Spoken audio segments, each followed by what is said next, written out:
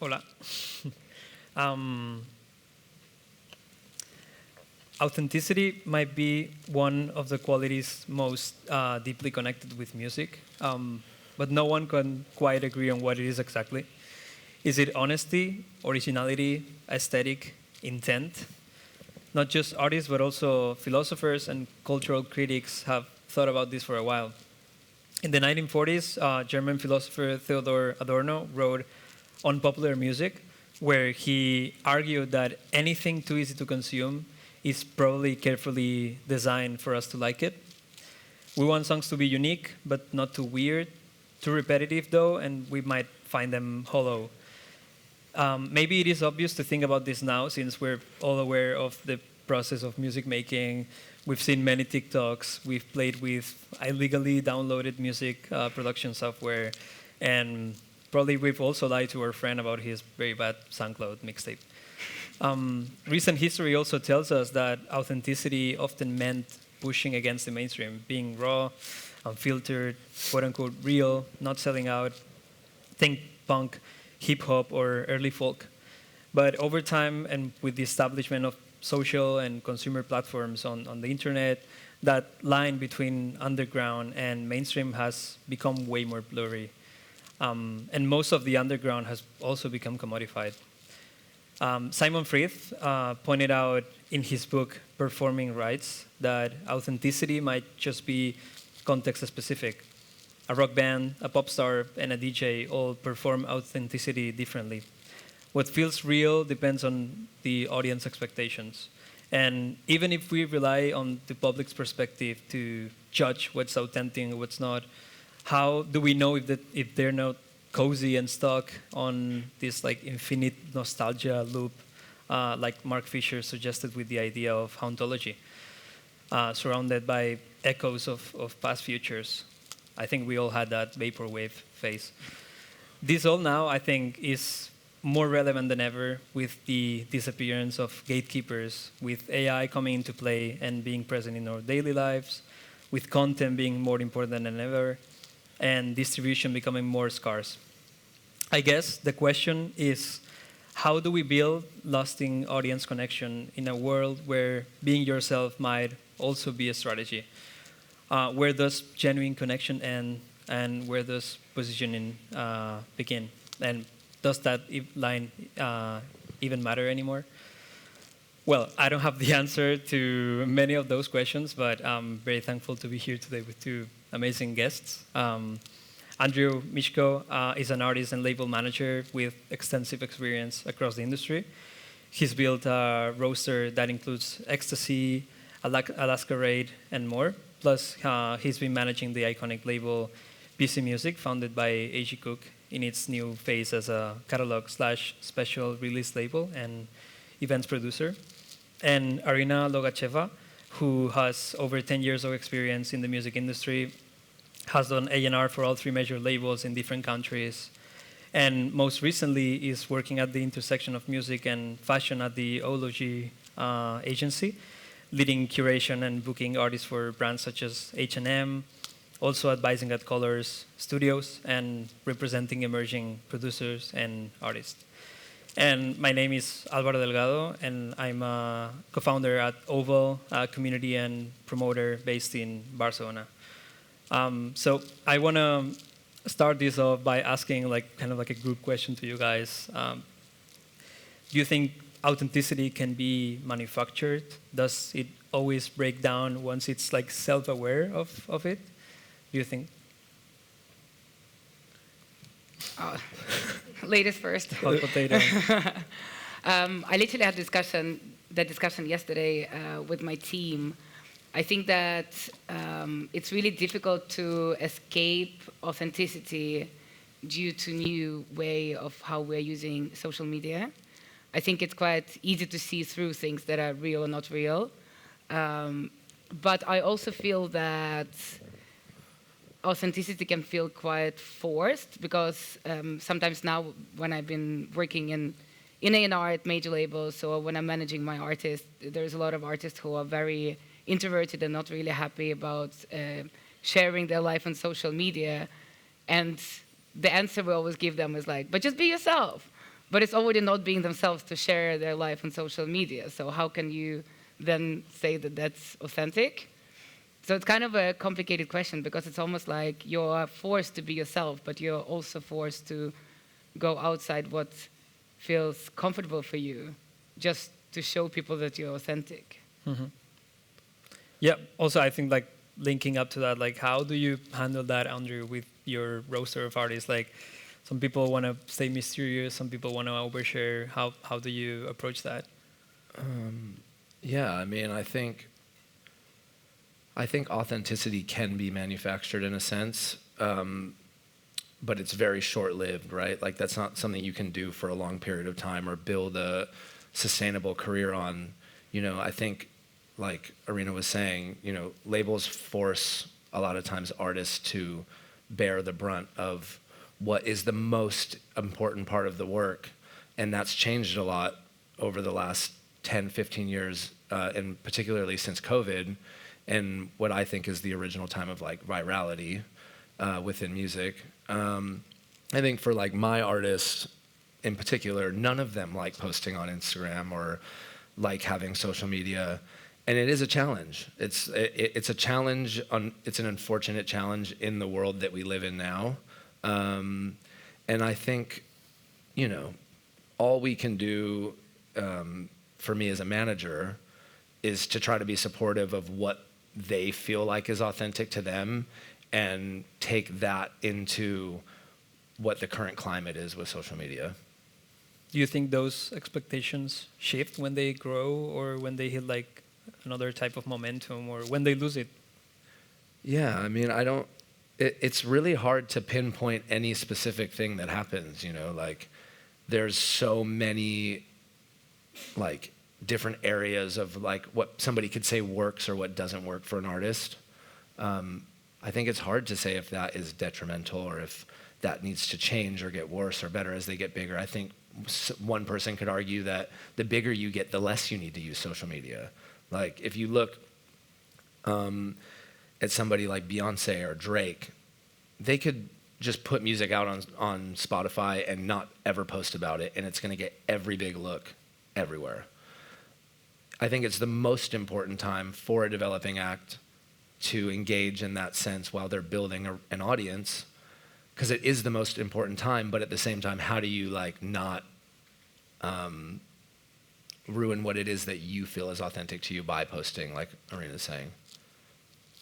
Do you think is it possible to for an artist of now to find that momentum that Beyonce or any of these artists have? Do you think it's maybe not just specific to like breaking so big as an artist, but on like being able to not be on social, not be I'm thinking of maybe some examples like Two Hollies, for example, is not on social as much, or you see like Charlie opening up like a private account for 20 minutes and people getting in mass.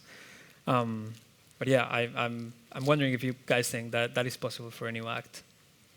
I think it's possible. I think also there is like a shift that's happening in what is important in order to break through for an artist nowadays. I think what's actually the real authentic part of it is the fan base. And I feel that it's almost shifting back to like the times, let's say 50s, you know, when people just got obsessed with the person rather than the music that is out or what they're posting on social media. Okay, let's say, I'm not saying that this is, I'm predicting the future, but this is my hope, and that's where I see, for example, with Two Hollies, I feel that every time I go to LA, the whole idea of Two Hollies was born somewhere in the LA artist crew circles, right? So it's people who were talking about, like, have you heard about this person, Two Hollies? And then you kind of go on Instagram, and it's very mystical. It's long hair. It's like the music is kind of disruptive, at least for young people, right? There's a lot of bands coming now that are disruptive that maybe we have heard 30 years ago. But it's all about almost building a persona in real life or through word of mouth rather than just on social media. I'm not saying this is the only way to become big, right? I think some people do become big through social media. You can become an artist just by have been an influencer like Addison Rae, for example, and who's doing great music as well. But I just think that, there is like a shift in what. I just forgot what the question was, but I just thinking, I'm just talking about authenticity still. But I think that the kind of word of mouth and real connections and fan bases is what's gonna bring artists to how big they can be. So, now I remember the question. The same about like Beyonce being really, really big. I think people almost don't judge artists like Rihanna or Beyonce by what music they release. They just love them as stars, as persons, and I think we're kind of going back to that now as well. Yeah.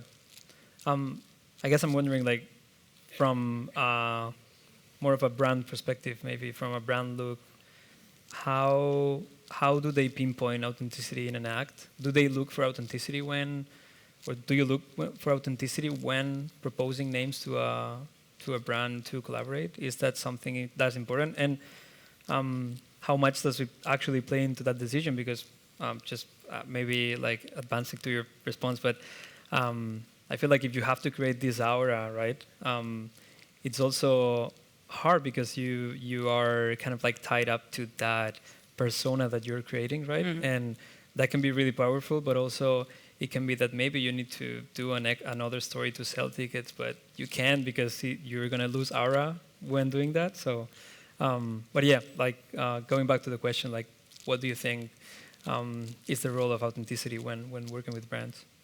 I think it's so different. Like, everybody is slashing Benson Boone on TikTok now, right? It's a wave of people hating on him because he's almost like overdoing himself. We don't know if it's authentic to him or not, right? But that's one way of gathering attention. Another way, for example, as you ask now about authenticity, when we booked Caroline Polachek for H&M, she didn't agree to post any social media post at all about that event because she really wanted to play and come and play the gig, but she didn't really feel comfortable with announcing it beforehand. And she really, really relied on her fan base. And the only way we could promote the fact that she's playing was through some social media, like third parties. So it was Dazed, it was H&M. And people turned up 3 hours or 4 hours or 5 hours before just to see her gig without her ever posting anything about it. I think that's her authentic relationship with her fans, that they want to see her no matter if she's talking about it or not, because they just believe she's going to turn up. And that's two very, very different type of artists. I think a third aspect, or like an aspect of authenticity when you also talk about brands and artists is that, you shouldn't have, you can if you want to, but you shouldn't have transactional relationships between brands and artists. Because if you just book an artist whose fan base doesn't at all connect with the fan base of the brand, it's going to be quite impossible how much you announce that you're having a gig to get the fans to go there, because it just they just don't connect, right? So you can pay a lot of money, and that's one of the things now when you mentioned Charlie, is that we had been speaking to some really, really other big artists who had no connection to H&M. And Charlie got so excited about working with H&M because that's the only clothes she could afford or was using when she was going to raves when she was young. So that collaboration felt really authentic, and we got a lot out of it. That's cool. On the manager side, Andrew, is authenticity something that you look up for when signing new artists or working with them? I was actually just talking about this with a client in the last couple of days.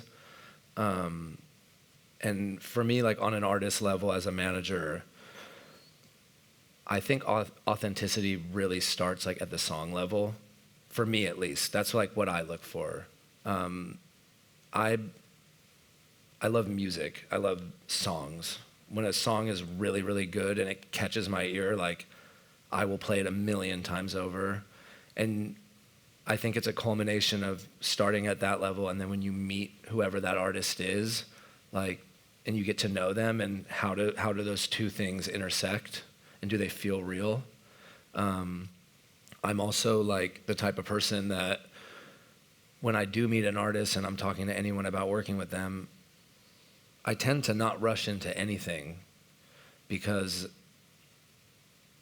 my connection with the artist needs to be there, and it needs to feel strong and important. And I think as a manager, you invest a lot into an artist's career over many years, right? Like, I think the expectation of how quickly an artist is supposed to kind of blow up nowadays is so backwards, and it really does have so much to do with virality and the instant gratification of what social media did for artists, what being on a Spotify playlist did for an artist. I think a lot has changed, right? So as a manager, you rely a lot on that authenticity and that you're going to grow with the artist, right? Because it may take 5 years. It may take 10 years.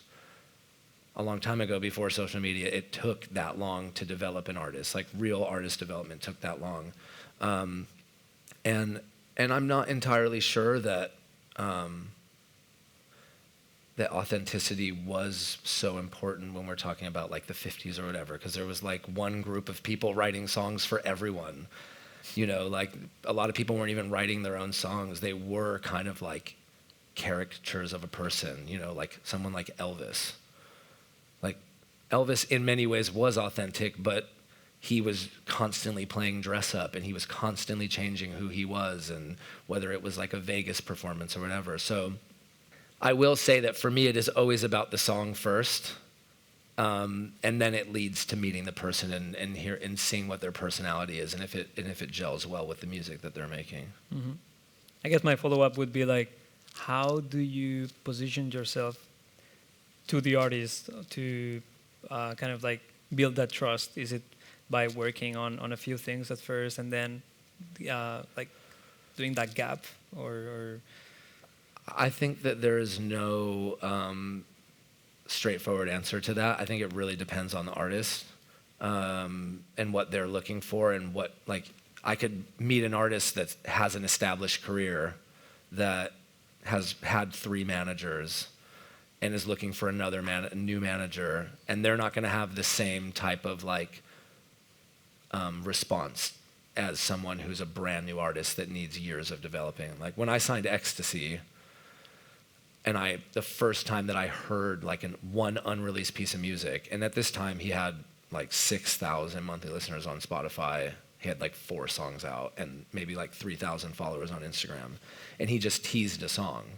And I just called him and I said, like, we got on a phone call and I was like, are you going to release this soon? And he was like, yeah, in 5 days. And I said, please don't do that, and give me an opportunity to make this be bigger than what it's going to be on your own. And we had a really like successful first year, and it worked really well in like his artist development. He also is the type of person that does not post. He does not talk about his shows. And in many ways he suffers and shoots himself in the foot in that regard. But there's no like one size fits all. It's really like different for every artist. Got it. Yeah. Going back to the brand side of things, I guess. Since you mentioned that Charlie and H&M was obviously like like an easy fit for them both. I'm wondering, and also hearing from a lot of emerging artists, or I'd say like not even emerging, but like mid to big artists that are trying to not sign with record labels and trying to find their way. And I remember seeing like I don't think this is maybe the like best example, but Bon Iver with the latest album that was like sponsored by a few different brands, and him like showcasing the brands and like trying to say like, oh, I didn't get an advance for this, like I this is all like sourced and I keep the masters and everything. So my question is, I guess like brand deals have become more important and more important to artists, because it's a pretty much like big or like important opportunity for another source of revenue. Is there any way for acts or artists or even managers to position themselves more, I guess, like desirably to make a brand partnership? Is there anything that you like look up for when doing that? Going back to the reason why we're here, an authentic connection. I think it's really, again, when you look, you don't really look at like the looks of the artist versus the brand looks, because I think, and now H&M is not a great example because that's a high street fashion label, right? But if you look at some kind of, let's say, skating brands, or if you look at more niched brands, I think I would, as a person, not look for a really big artist to front something for Supreme, right? Because it's not about it. It's not about having the biggest face there. It's about the connection that the people who are buying the brand also have to the artist, and vice versa. People who have the connection to the artist are having to the brand. So I think, and I guess it's something that you also do in management, or even when you work as an A&R, it's you kind of try to, in your head, position the artist in what world they exist. So, and unfortunately, looks are important, right? And it doesn't have to be how you present yourself on Instagram, but it's what you live, right? It's do you have do you have fans? Even from the start, when you go to some concerts of artists that are completely small, and they have 20 of their friends there, and all of the friends, let's say again, would be skaters, you kind of already have made the connection of that artist fitting together with the skating brand. And or streetwear, let's say, I remember when Loyal Carner did a collaboration with Always Do What You Can Do. It's a kind of a skating streetwear brand from London, and they had this pop-up at Brick Lane, and the queues were insane. It was like 3-4 hours, and that brand was quite new. I think it was 1.5, maybe 2 years old, but all the kids in East London are wearing it. Loyal Carner is this artist who most of these kids are listening to, so obviously when he did his own collection, it just sold out within an hour. So I think positioning yourself, again, doesn't have to be that you have a lot of followers on Instagram, because you can have a lot of followers, but very little interaction. Or you're already active in the brand world, or maybe in the art world, and then it's kind of much easier to already connect you with the brand.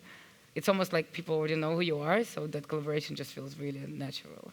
I guess it makes sense to connect the artist with like that type of activity or that type of like social scene, I guess, that might interact with the brand. I mean, again, does it feel authentic for a person who doesn't like luxury fashion to go to fashion shows? Do they feel comfortable to be there, or do they come from that environment and became an artist? It's like, it's very, I think maybe it works, let's say, in the rap world, where this kind of, that kind of like lust for luxury becomes this thing, but it's almost like you don't need to know that much about Rolex, so you learn about Rolex the more money you get, right? Or about different car brands, but it doesn't mean that you always knew it, but it's just different. I think it's different worlds. It's the same about, it's very much dependent on the style of the music, of geography, of actually when you are born. Some people can have, look back at 1-2K fashion mostly because they grew up with that, and that kind of gives them, they get reminded of, I don't know, the good times they had as kids, pretending being Britney Spears like I feel right now. But yeah, I think it's just like, it's a very wide question. I don't think you can force yourself onto a good collaboration with a brand. I also hope, I don't say that brands know, but I hope that people who work in this kind of intersection usually see the artist, and the artist can also, do outreach. Just even wearing the brand is already giving you a lot of attention from the brand. Yeah, and I guess there's like many different levels to it, because I mean, maybe not a funny one to me, but like when you see these like McDonald's menus like branded by some artists. We had some in Spain. It's a funny idea to go and order like an artist menu for me. We had it too in the UK with Stormzy. I mean, yeah, I guess it makes sense for the brand. Like, I'm also glad we don't have like branded like running clubs for every artist or something. Have you ever seen a campaign that failed because it was like it tried to be too authentic, or it fell short, it didn't click? That comes to mind, or? feel like most campaigns fail. I'd say the opposite. There's very few campaigns that actually feel good because there are so many people who just pay a lot of money for an artist and don't get that much back. Yeah, as a manager, Andrew, how do you deal with that with the artists? Is it usually like 100% their call? Do you recommend or? I mean, I think at the end of the day, it's always the artist's call. I work for the artist, so what I do as a manager is give my input, and my input is my professional opinion and personal opinion on things. But, you know, I think like what you were saying, Arina, about like smaller brands. I mean, I have a lot of small brands that reach out to work with clients. And honestly, there's too many. You know, there's too many small, like, you want to think about the idea of how you build a kind of like ground level collaboration and maybe grow with a brand that you see has some potential. But at the same time, as there's so many artists that release music every day, like I don't even know, at this stage, I don't even know what the number of songs that come out. It was like 100,000 songs a day or something. It's the same with brands. Like everyone's starting a brand. Every brand wants to work with an artist. They reach out to you. It's just like there's artists that want to like, that send me an email and ask for a collab. And I think what a lot of that comes down to is that the main problem with like instant gratification.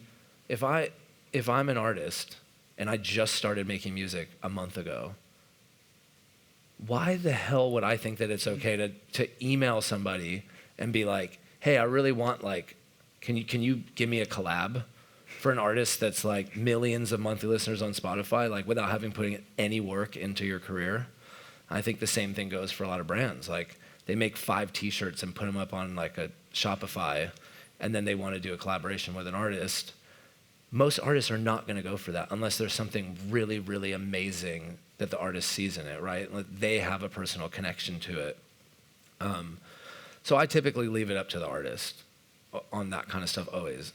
If H&M comes around and is like, hey, we want to give you a bunch of money to do this, and it feels like a good collaboration, like I'm going to have maybe a bit more of a stronger opinion about things, you know, because also at the end of the day, artists are so underpaid in every single regard. Like they're not making enough money from labels. They're not making enough money from publishers. Like it's impossible to tour now. Artists don't make money like they used to, and people are convinced that they do. So artists have to make money, and they have to make decisions that are hard for them, and then they have to get online and stand in front of the jury of their not peers on social media and like get destroyed for making decisions that benefit their life in a positive way. So with that being said, because of all of those nuances of it, the artist should always make the decision at the end of the day. Yeah, you reminded me of some very unfortunate DMs on my SoundCloud. They're funny to read, though, I'd say. Yeah, I mean, now that you were saying that, I guess like the core idea, right, is like there's no need to accept a brand collaboration or a collaboration per se if you don't need to do it. And that also kind of like brings me to what you guys are doing with PC Music, which is more of a, I'd say like an in-house type of activation, club nights, pop-ups, events, some digital too, really cool like merch drops.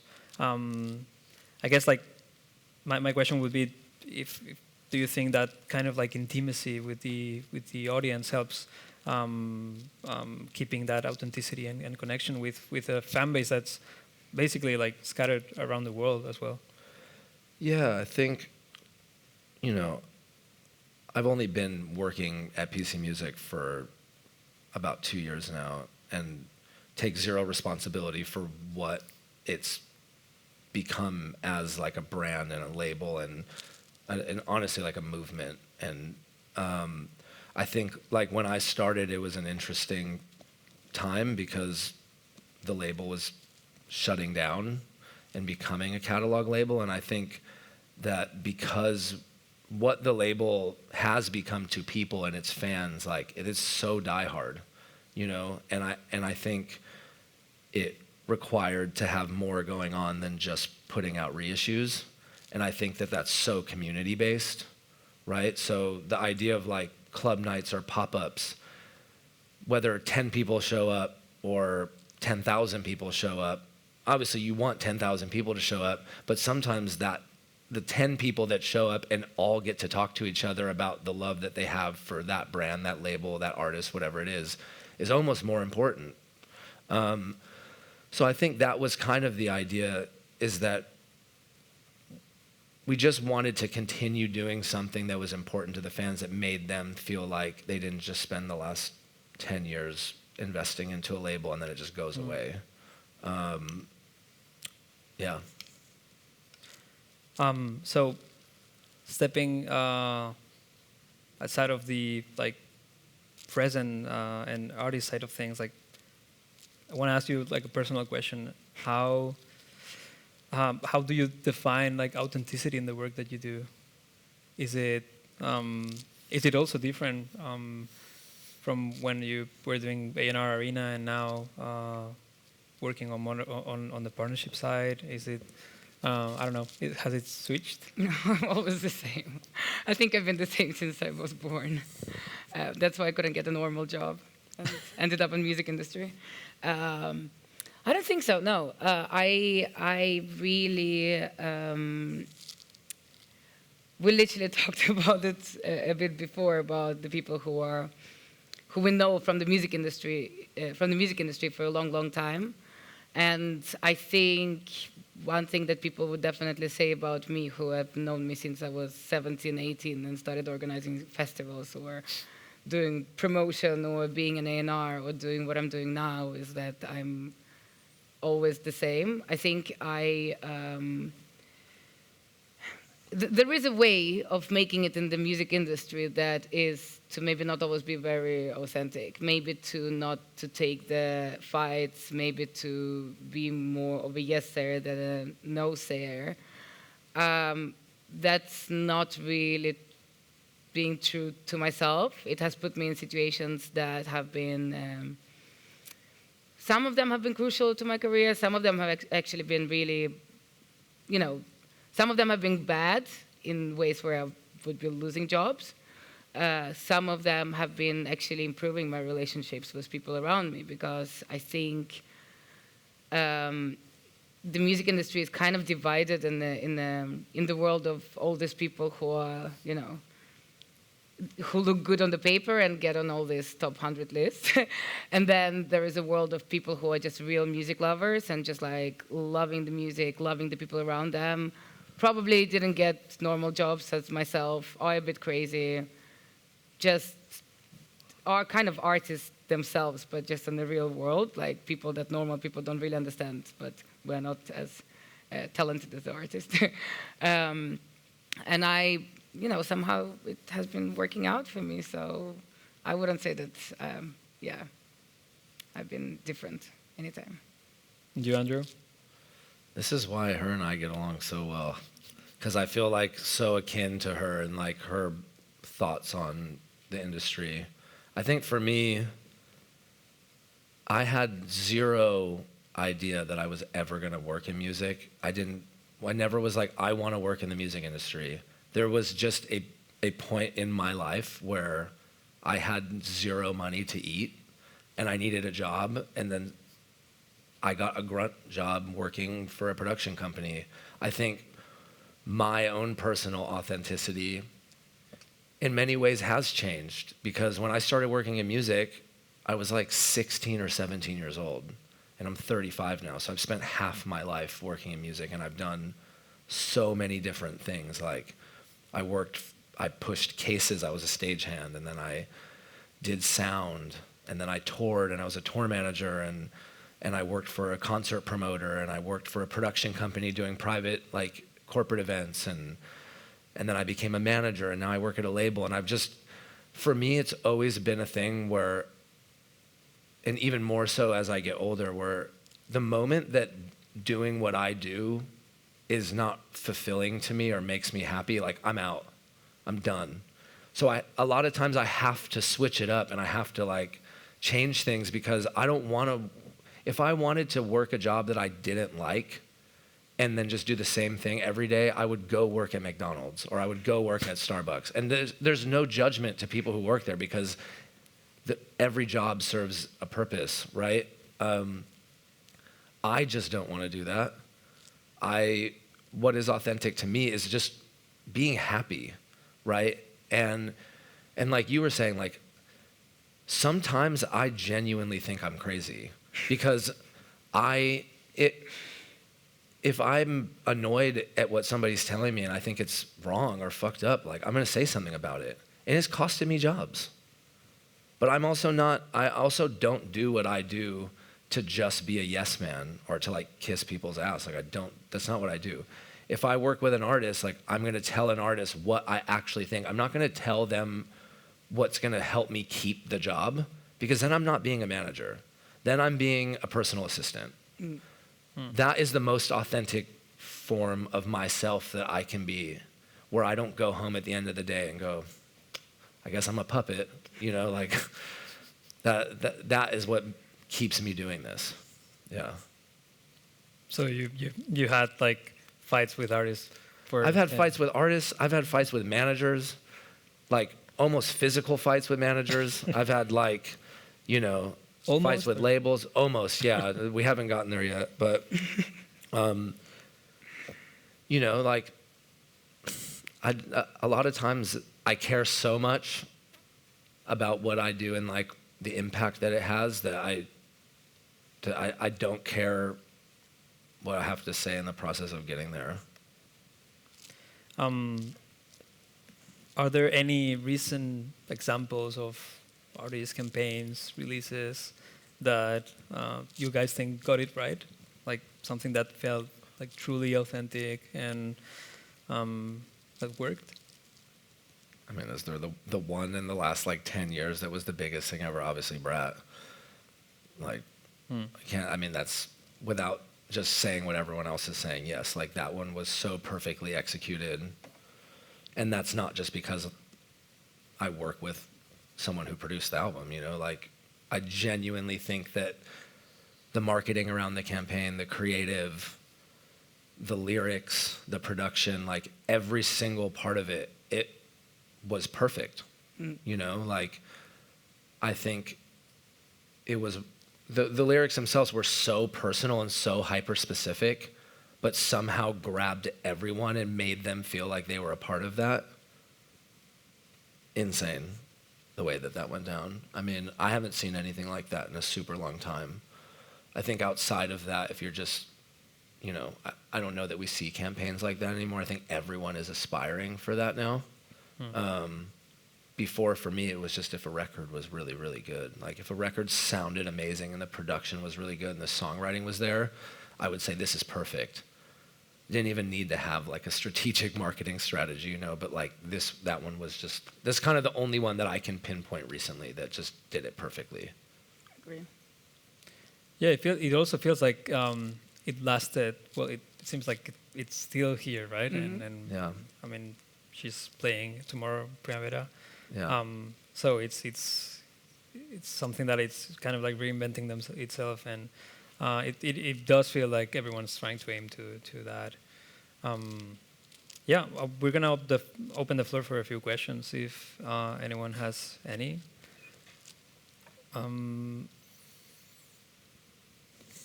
Okay, I don't see any hands, so I guess no questions. Wait, one question there. Yeah, as managers, building brands, do you use any data? Like, have you become more sophisticated at understanding the call and response dynamics of your fans, or do you just wing it with good taste? You know what's so funny? I never used data when I was an A&R. Maybe that's why I stopped being an A&R. No, but I really just hated to base signings on data because I don't think that's authentic. But in brands, yes. I use chart metric a lot. Well, I just mean data by information, not less authentic, but like to better understand. Yeah, this. definitely. I mean, even just understanding, actually mostly as a selling point, I would say, just to translate to the brands why they should work with a certain artist. I'm very good at picking the cherries, right? So, but knowing the geographical following, knowing the age following, specifically for H&M, we never worked with anyone who had a bigger male following than female following. That's really, really important for a brand whose biggest audience are females in 18 to 32. I would say engagement rate on social media is really important, because the more even as a manager now, I see that my artist has been reaching out to me and asking me, should we get bots? And I was like, what? It's like, everybody's using bots. And I was like, even people with 13,000 followers. She's like, yeah. Just to kind of, because people seem to lean more into following someone with 10, 13,000 followers on Instagram than somebody with 2,000 followers. So I guess data is kind of important in terms of visual aspects as a part of the whole picture. Yeah.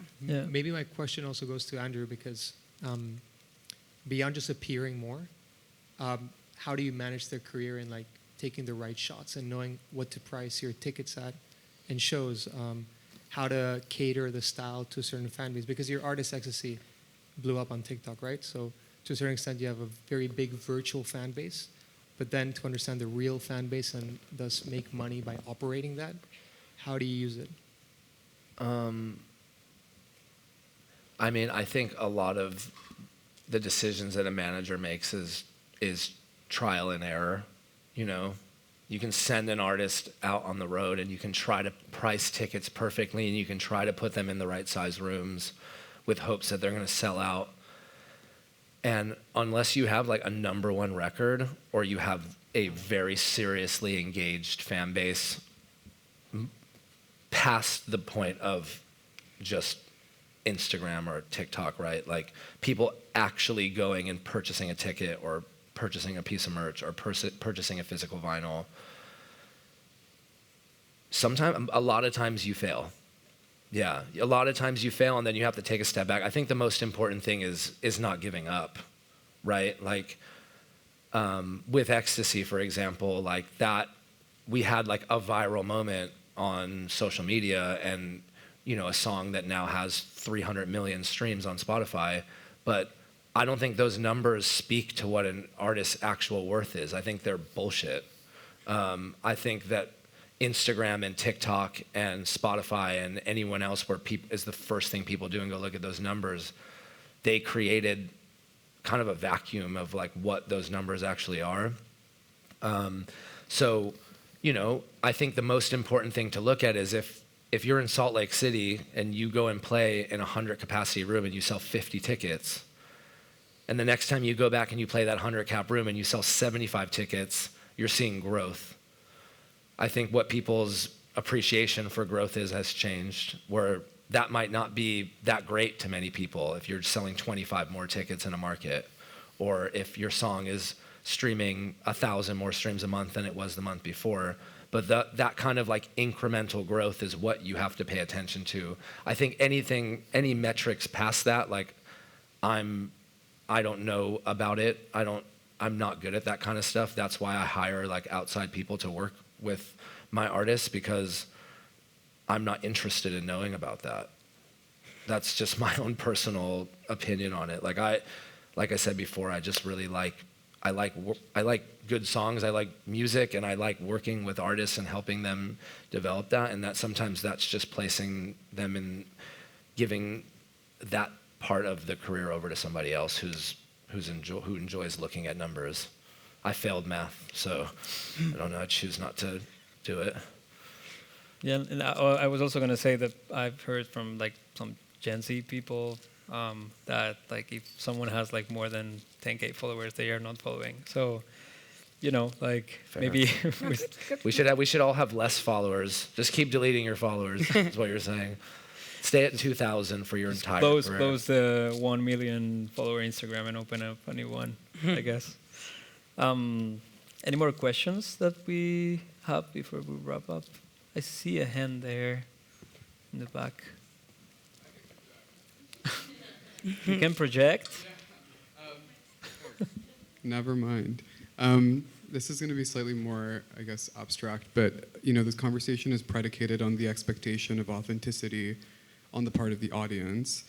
Do you view that changing at all? Do you think audiences will always expect authenticity from artists? What kind of artist? Sorry? What kind of artist? Like musicians. Yeah, but like, are we talking Sabrina Carpenter, or are we talking a rock band from Madrid? Right. I mean, yeah, if I can like share my thoughts on that, I'd say that also, yeah, like I've never really thought about authenticity, and I didn't say it as many times. I actually, we should just watch the recording and do a shot whenever we say authenticity. But I do feel like and also like it was very interesting to see that some philosophers and cultural thinkers have already thought about this like for a long time, and it's so funny to see the change. I mean, hence the intro. But this German philosopher in the 1940s, like he thought that music was just like complicated music or like pop music. Pop music was bad because it had like sort of like commodified like nature to it. And I'm also thinking that right now it's such a weird time to think about like what is authentic, because we're also like performing all the time on social media. And I think for audiences, like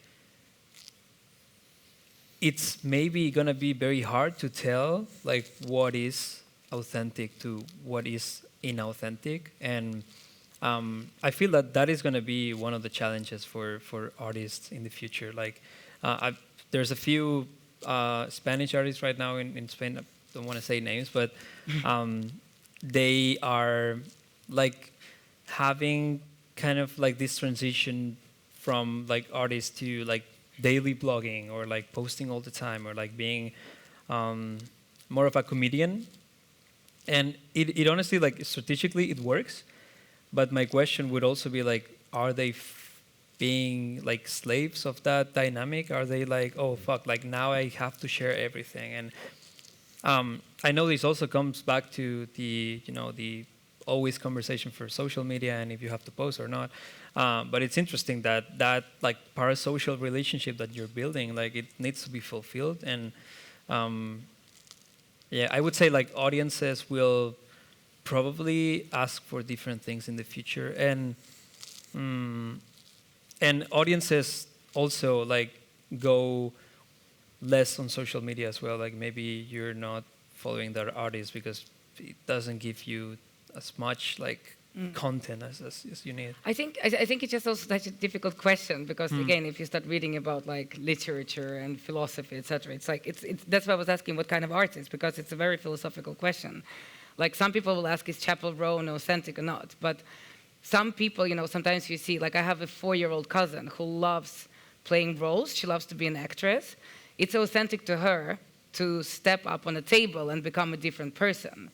So we cannot just say that people who are being comedians on stage are not authentic to themselves, because they choose stage as a way of maybe projecting something in themselves that they're not allowed to project in the real world. Maybe they don't feel that they're authentic in the real world, like Joker, I don't know, like very, very crazy example. But I think, and that's what I mean, if you're a punk band from, I don't know, that came through from the underground scene, and you stay true to yourself, that's one thing. Like one thing, for example, I'm a huge fan of Arctic Monkeys. I loved everything that Alex Turner was doing, Last Shadow Puppets, when he did the soundtrack to Yellow Submarine, the movie.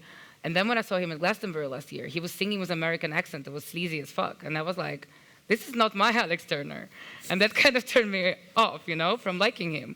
And that felt for me like he stopped being authentic. But like for 20 years he was. And I think it's a really philosophical question, because some people do start being on stage by having a character, and that's what is true to themselves, because they don't feel that that character is accepted in real life. So I think the fans, the real fans, I'm gonna following that artist that they chose to like, and then hopefully more fans will like them. Some fans will obviously find them later, but I just don't see tickets selling out the same way if a punk band becomes sleazy, or if a person who was a comedian starts talking about really serious stuff that people maybe didn't sign up for. Maybe it's a part of the character development as well, but it's just like, it's so complicated. It has to be done really with realness, and not because somebody else told you to do it. I like what you were saying about it really comes down to like what the fan is demanding of you as an artist.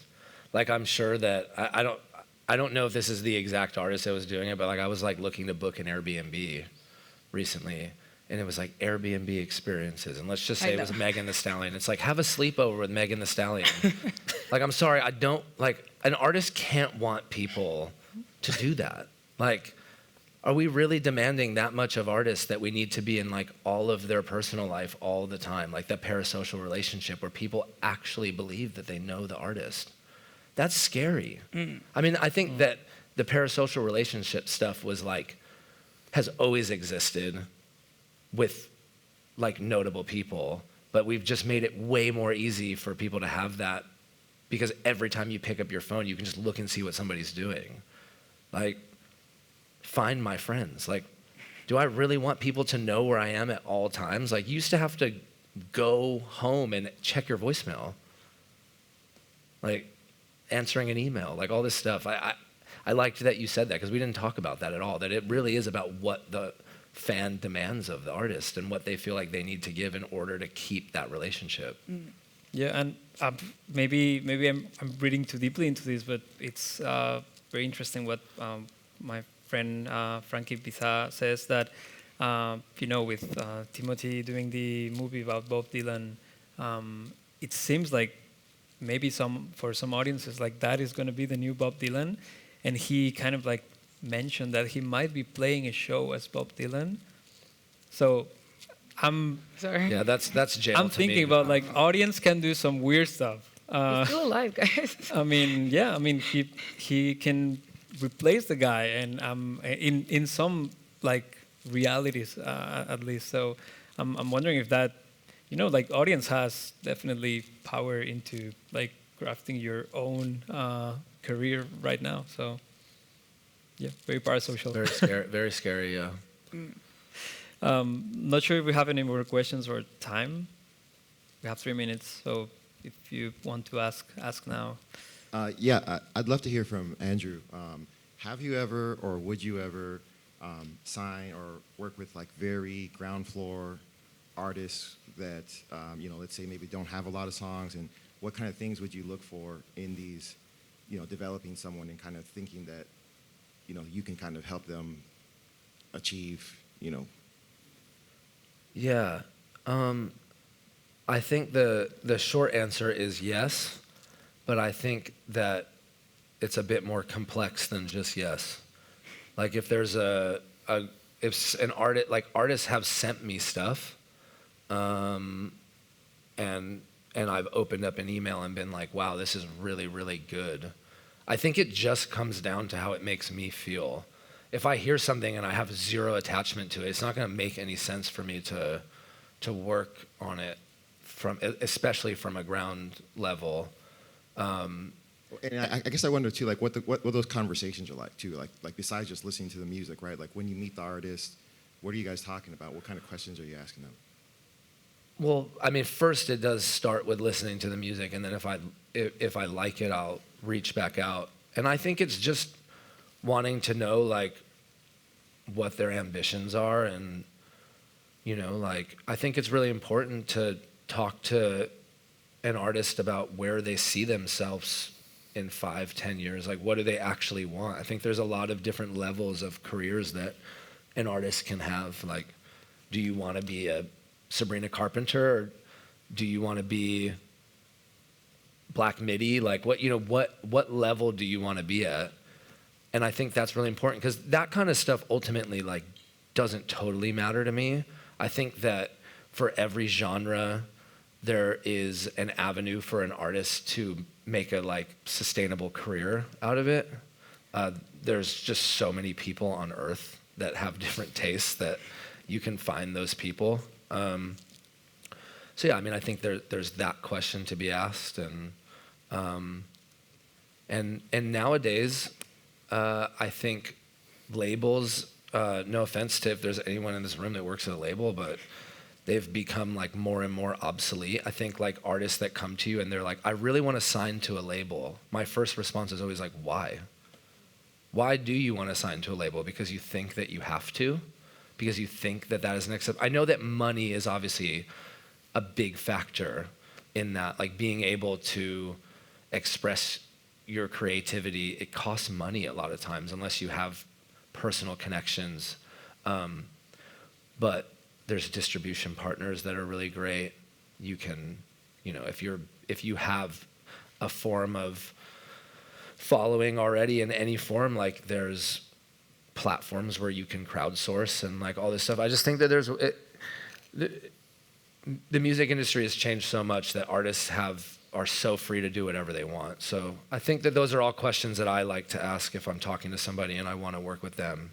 And then from there, you just decide if it's a good fit. But for any artist that is looking for management and they really believe in themselves and what they're doing, I would say that to never get discouraged by somebody saying they don't want to work with you. Because you're going to hear that a lot your entire career, that people don't want to work with you. Even after artists that have been successful and had, like, I managed a band called The Drums for a really long time. And when I started managing them, they were like 2 albums in and the second album had flopped, like right before I came to work with them. And then they self-released their 3rd album and it was a disaster. And we started shopping a new album and nobody wanted to work with them because they saw it as it was over. So I think in every stage of your career, you're going to be told that you're not good enough, that people don't want to work with you anymore. And I think it's just important to stay persistent and keep going, yeah. Thank you. I think we'll close it there. Thank you guys for being here. I really admire you both, and yeah, it was great. Great chat. Thank you. Thank you.